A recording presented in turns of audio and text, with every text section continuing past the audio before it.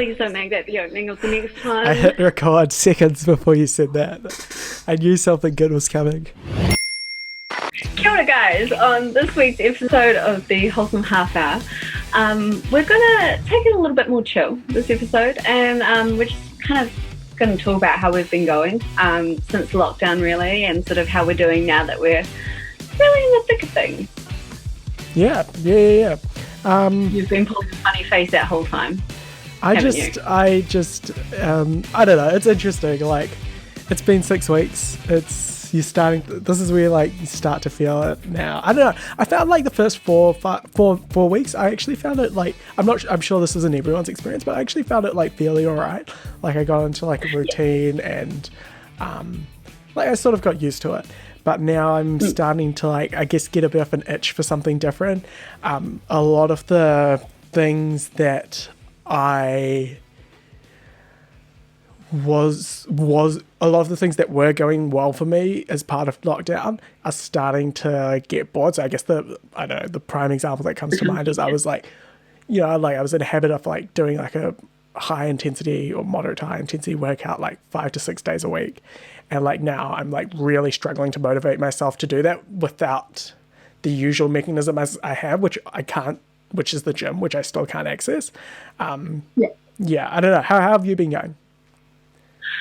See, my inner introvert is like quite happy. I enjoy, I obviously don't enjoy lockdown, obviously. But I don't know that what I miss about, not being in lockdown is necessarily like, the daily grind, if you will. I sort of forgot that I have a job that I have to physically go to. Not that I haven't been doing work, but like working from home and being able to like nod off for lunch and like make real food and like go for a walk at like 3:30 and then like finish off your work later is not like a lifestyle that my week to week, my day-to-day job not at home allows. Yeah. Certainly. And I think there are small pleasures like that we can take in this time, like being able to, maybe actually eat the food that we buy in the groceries for once, or, kind of enjoy not being stuck in traffic or spending a whole lot of money every week just buying to get from A to B. I think there is like, some nice things in that. I think I kind of just like miss what I miss the most isn't necessarily like having that like routine that I have to be somewhere at a certain time, because I can kind of do that okay as it is. Like, I think what I miss more than that is the freedom of just being able to like go out and get something easily without it feeling like you're in a dystopian novel, or just the simple luxuries of being able to like go in a store and look at something before you buy it, or those kinds of things. I have certainly noticed that. I've indulged in a couple of takeaway experiences in the past week. It's been, some of them are more strange than others, but it is, I don't know. It's nice to have some level of normality, I guess. Though to be fair, to be honest, I actually enjoy the cooking. It's more just like the random novelty of like getting food that you didn't make. Yeah, I do think that in the same way that there is stuff in this time that we're like not vibing with so much, there are equally going to be things that we're not going to vibe with when we go back. And I think we will have a better appreciation for certain things, don't get me wrong. But I think there is also a part of it where people are like not going to be like super stoked with the idea of like having to get up in the cold winter and you're like, it's going to be cold. Have you noticed the sunsets like a lot earlier now? Sorry? Have you noticed the sunsets a lot earlier now? Oh, it's really upsetting. Because like, daylight savings like changed like during lockdown, right? And I like fully noticed it because before I was going out for my walks at like 5:30 and I'll get home at 7 and it was still bright. But now I'm out past like 5:40. Like we're filming this at 5:50 in the evening right now and it's pitch black outside. Whereas like just 4 weeks ago it was like perfectly sunny. Yeah. I do genuinely think around this time though, and like what we have experienced and what, you know, we've managed to overcome to, you know, still make society function as it does at the moment. Like, I think innovation has sort of come in that as well. And I think with that, there will be things that will forever maybe change our society in ways. Like, I think there are definite more, like, there are certain pros to being able to work from home, and maybe that's just something that people will consider more in the future. I don't know. That's just one idea. But, like, it absolutely is. Yeah.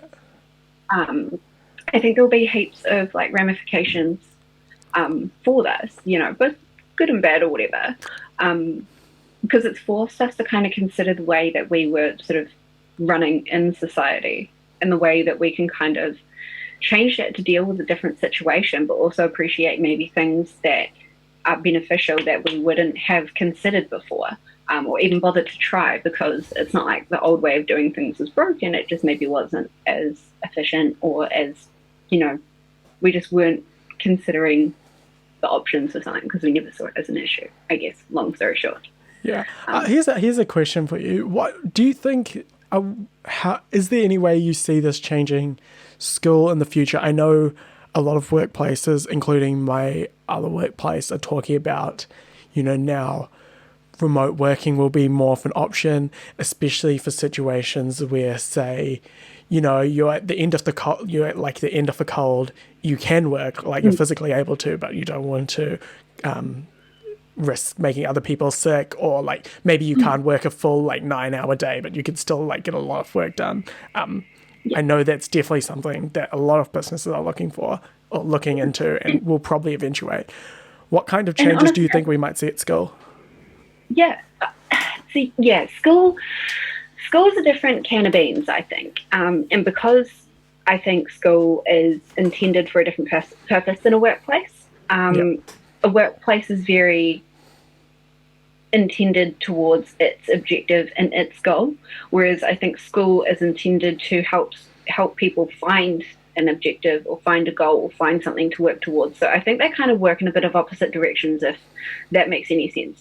However, I think that there could be benefits to potentially doing more by way of distance learning. However, I really don't. This is very much personal opinion right now, but I really don't think it's in a place where that could really be done with justice. Oh, can you guys hear the rain? Guys, it just turned into an ASMR video. I don't know if you can hear that or not. I can't anyway, hear that. We can imagine with you. Put some rain effects in. Yeah. Thank you. Yeah, I feel like, to both as a combination from like what I've heard and seen from, like, you know, the whole study time audience, and from like my own students myself, and just hearing stories and stuff about, you know, how things are going at the time and at this moment. And I think that some people really don't like it, and I think those might be more people who are really environmental in their, you know, productivity or whatever. Like, some people just need to be in a different place that's not home, or, you know, that relaxation space to really get going in their work. But I do think that there are some people as well who can see some benefits for it, but this long on with distance learning, you get a little bit over it. And I think that they can, like, students can see the limitations that they're experiencing at the moment. And by no means does it mean what they're doing right now is not worthwhile. It just is the fact of the matter that, you know, you can't potentially go through the same amount of content in a lesson because there are technical difficulties and people are logging on weird times or whatever. I don't know.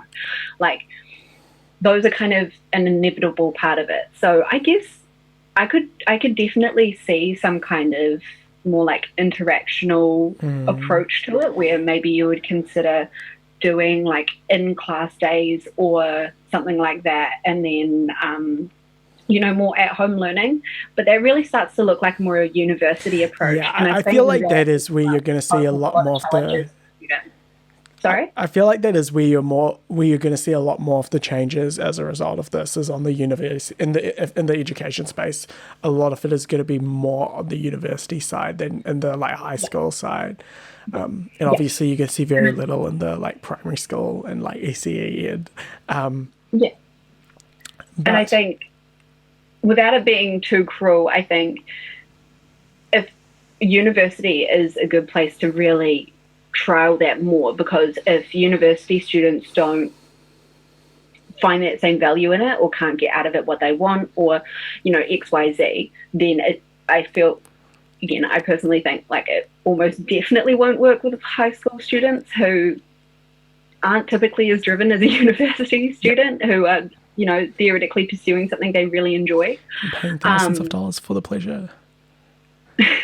Yeah, well, that too, you know.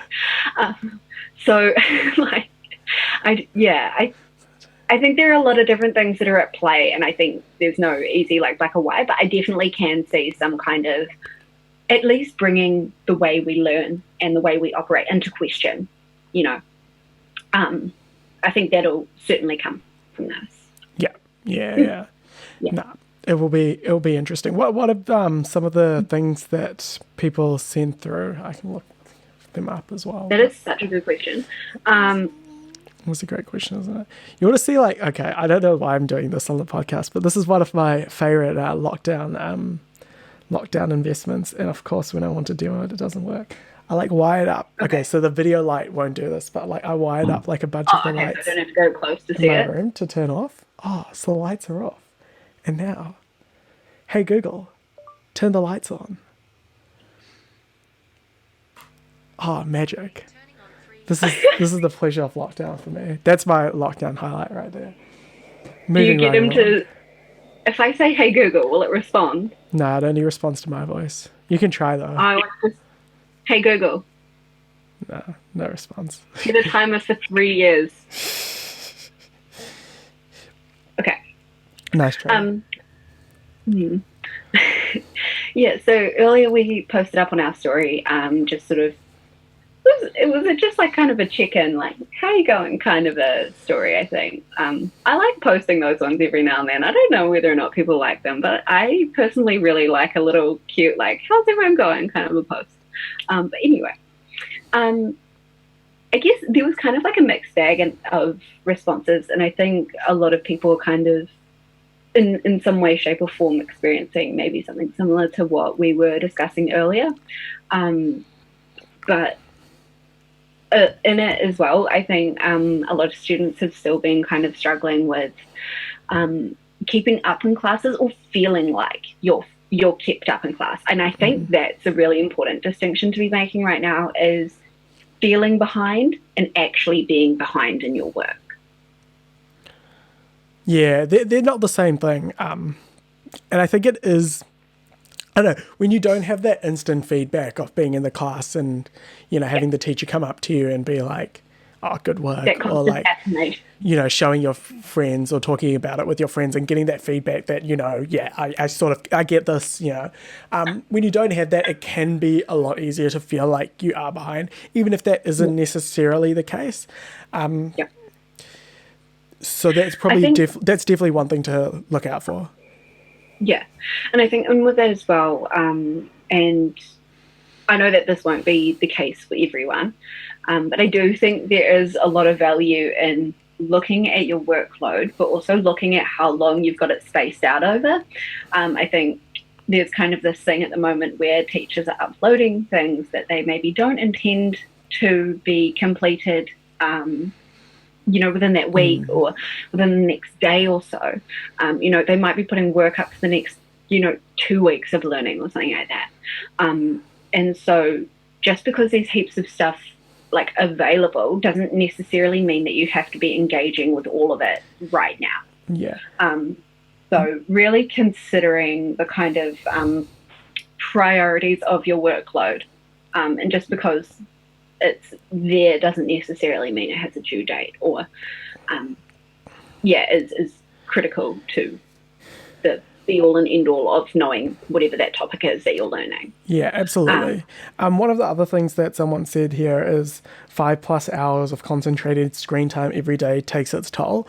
And I Oh think my God. that's definitely a consequence. But I think you can mitigate some of the effects of that by taking breaks, which sounds like a simple solution, but it's easy to forget. Like when you're in a school environment, like you're usually not sitting down for more than like 40 minutes at a time. Every 40 minutes, you get an opportunity to like walk, even if it's just for like 4 or 5 minutes. You get an opportunity to rest your brain for like 10 minutes. And throughout the day at school, you do that like 6 times. I was having like a discussion with one of my colleagues about this, and like the other things, like at home, you're like, if you're working at like a dining room table or like on a kitchen counter or something, the ergonomics of that like might not be perfect either. So you get that kind of build, it might just be like a little bit not Part of perfect, but this over is the just course of the all whole day, it emotional. adds up. If you're sitting for 5 hours Oh, with yeah. your neck like slightly further down than you want it to be. So like definitely like really being really aggressive and like setting a time on your phone like for 45 Yeah. minutes or 40 minutes and like going for a walk outside 5 minutes and then come back, or like as soon as your like Zoom classes end, like make a habit of just like closing your laptop and just stopping work for 10 minutes, go make a cup of tea, have a glass of water, whatever, do 10 push-ups.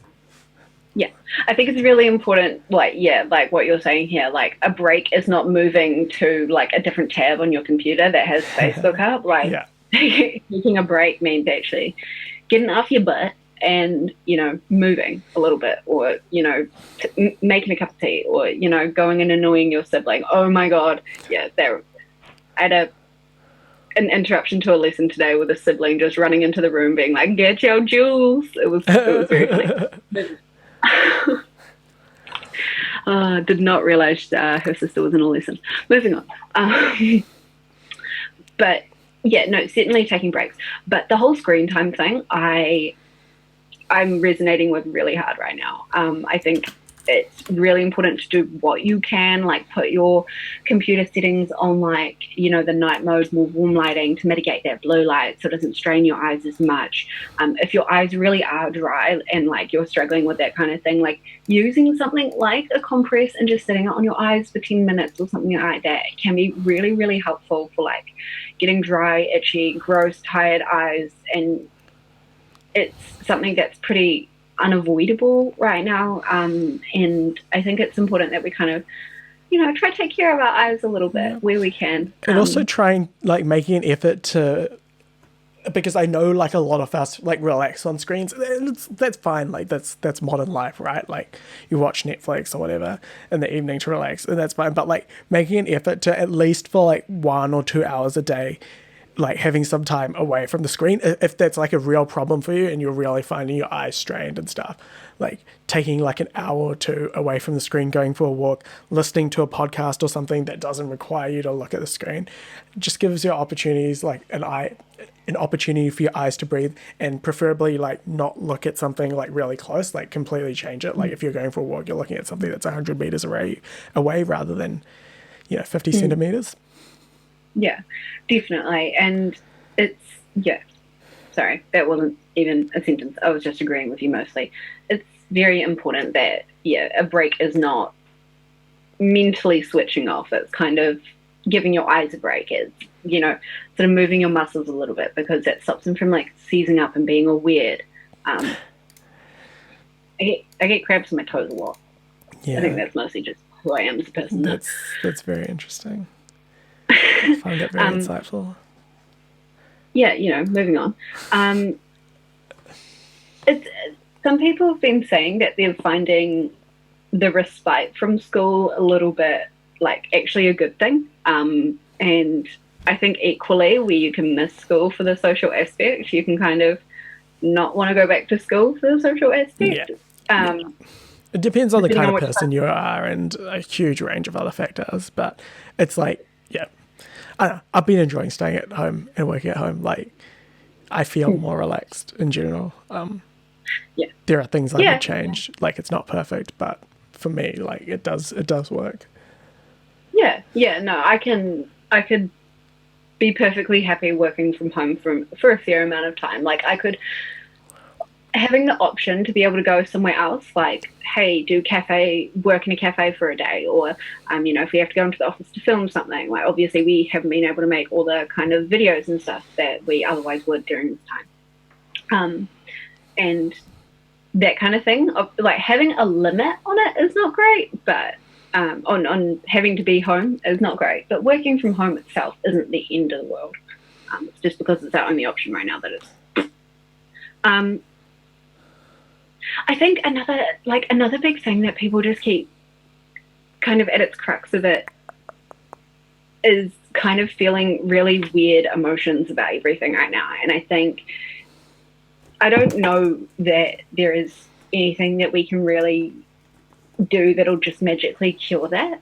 But I think something that's so important right now, just for everyone to kind of bear in mind, is that, oh my God, why are you laughing while I'm doing a wholesome speech? I'm reading another email. My apologies. Oh my God. Someone called me Trouble.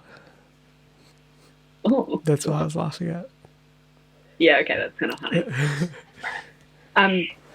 But yeah, it's really important to bear in mind around this time that you have been put in like a real stressful situation, and even though we are like at home and theoretically we don't have any kind of like direct threat at us, we are feeling stress, and feeling stress doesn't always mean that you feel it in your brain. You can feel it by just having, like really weird emotions sometimes, and sometimes feeling like so stressed, and then like, feeling bad about not doing things, or,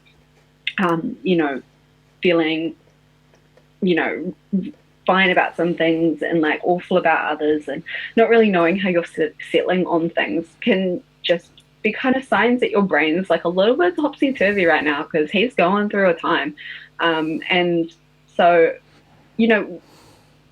by no means will what I'm saying like fix anything or anything like that, but I do encourage people to kind of, when you catch yourself having these kind of thoughts that you aren't doing enough, or that you're really like stressed out about something, or you're kind of just feeling weird, whatever way, anxious or whatever about the situation, just try to like catch yourself when you have those thoughts and think like, it's a sucky time for everyone.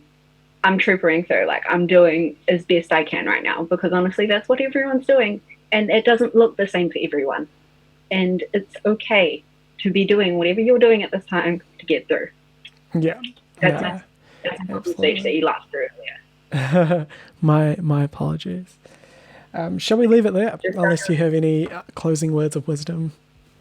I think, honestly, if I'd known that, we should have just mic dropped at the end of my last speech. My apologies for ruining that opportunity. But nah. Like, it's, again, just don't do it again. We'll see. I won't. Thanks so much for watching, guys. Tomorrow or Thursday, we've got the episode with me and Penelope coming out. We're talking about the economics of COVID-19 and what everyone means when they talk about that, because it's a hot topic and some of it makes sense, but other parts are very random. We'll be recording it for the second time tomorrow, because the first time the recording screwed up. Complications of recording remotely. You can't actually check if everything's working fine. Technical difficulties. But thanks so much for watching. Have an awesome week. Thanks, guys. See you later. Bye.